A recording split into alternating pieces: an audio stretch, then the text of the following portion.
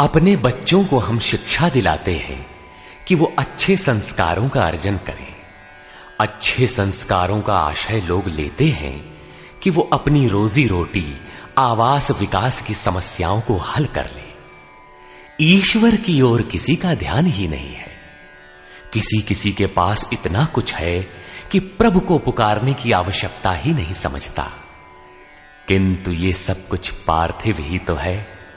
न चाहते हुए भी सारा वैभव यहीं छोड़ जाना पड़ता है। ऐसी स्थिति में ईश्वर की पहचान ही एकमात्र संबल है, जिसे प्रदान कर रहा है यथार्थ गीता का ये कैसेट प्रसारण।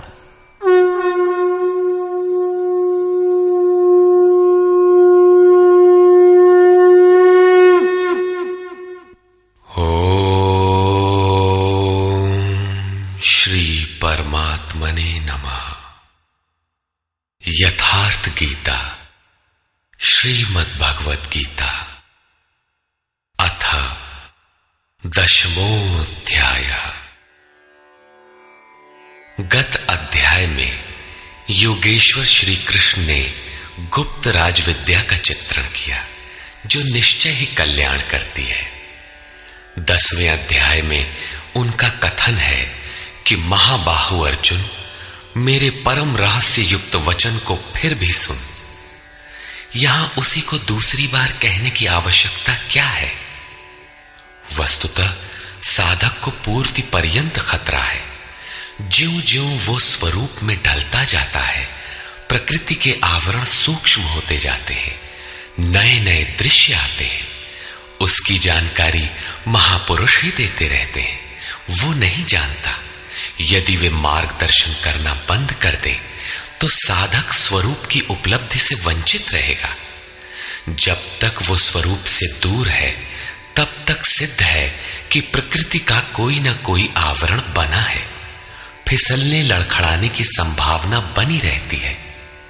अर्जुन शरणागत शिष्य है। उसने कहा था, शिष्यस्तेहं शाधिमाम त्वाम प्रपन्नम। भगवान, मैं आपका शिष्य हूं, आपकी शरण हूं, मुझे संभालिए। अतः उसके हित की कामना से योगेश्वर श्री कृष्ण पुनः बोले। श्री भगवान उवाच।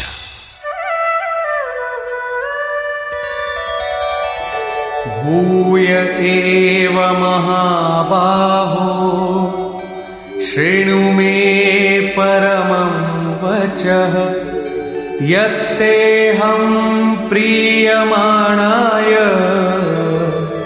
वक्ष्यामि हितकाम्यया। महाबाहु अर्जुन, मेरे परम प्रभाव युक्त वचन को पुनः सुन, जो मैं तुझ अतिशय प्रेम रखने वाले के हित की इच्छा से कहूंगा। न मे विदुः सुरगणाः प्रभवं न महर्षयः अहमादिर्हि देवानां महर्षीणां च सर्वशः। अर्जुन, मेरी उत्पत्ति को न देवता लोग जानते हैं और न महर्षिगण ही जानते हैं। श्री कृष्ण ने कहा था, जन्म कर्म च मे दिव्यम। मेरा वो जन्म और कर्म अलौकिक है, इन चर्म चक्षुओं से देखा नहीं जा सकता। इसलिए मेरे उस प्रकट होने को देव और महर्षि स्तर तक पहुंचे हुए लोग भी नहीं जानते। मैं सब प्रकार से देवताओं और महर्षियों का आदि कारण हूं।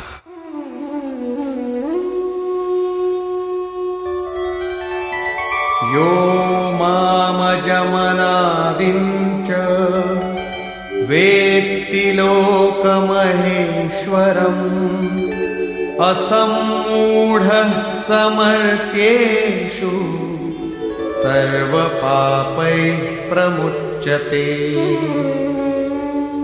जो मुझ जन्म मृत्यु से रहित, आदि अंत से रहित, सब लोगों के महान ईश्वर को साक्षात्कार सहित विदित कर लेता है, वो पुरुष मरणधर्मा मनुष्यों में ज्ञानवान है, अर्थात अज, अनादि और सर्वलोक महेश्वर को भली प्रकार जानना ही ज्ञान है, और ऐसा जानने वाला संपूर्ण पापों से मुक्त हो जाता है, पुनर्जन्म को प्राप्त नहीं होता। श्री कृष्ण कहते हैं कि ये उपलब्धि भी मेरी ही देन है।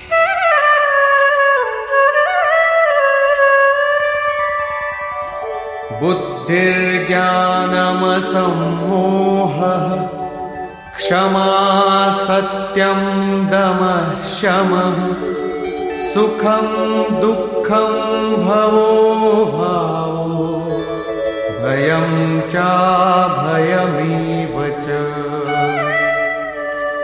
अर्जुन, निश्चयात्मिका बुद्धि, साक्षात्कार सहित जानकारी, लक्ष्य में विवेक पूर्वक प्रवृत्ति, क्षमा, शाश्वत सत्य, इंद्रियों का दमन, मन का शमन, अंतःकरण की प्रसन्नता, चिंतन पथ के कष्ट, परमात्मा की जागृति, स्वरूप की प्राप्ति काल में सर्वस्व का विलय, इष्ट के प्रति अनुशासनात्मक भय और प्रकृति से निर्भयता तथा अहिंसा समता तुष्टिः तपोदानं यशो यशः भवन्ति भावा भूतानां मत्त एव पृथग्विधाः।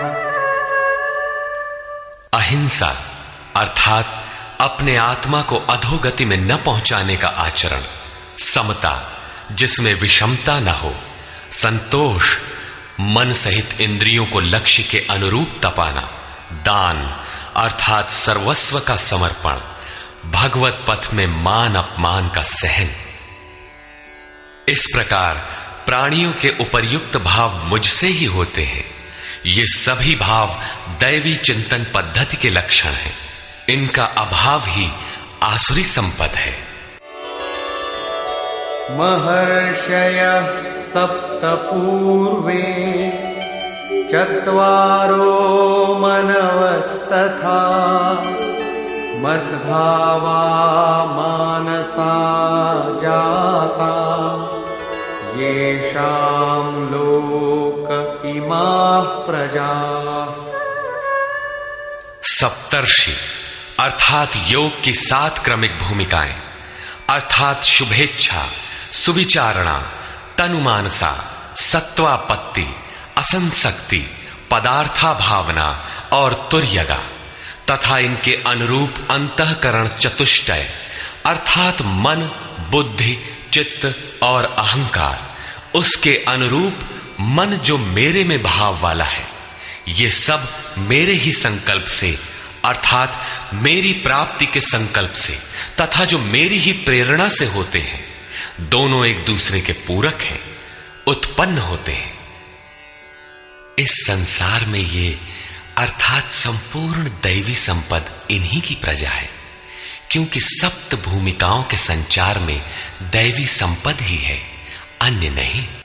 और का शेयर करो वीडियो और फॉलो करो, सब्सक्राइब करो। सब्सक्राइब भी करवा देंगे, इस करवा दीजिए। करवा दो भैया, फॉलो कर लो आप लोग, सब्सक्राइब भी कर लो।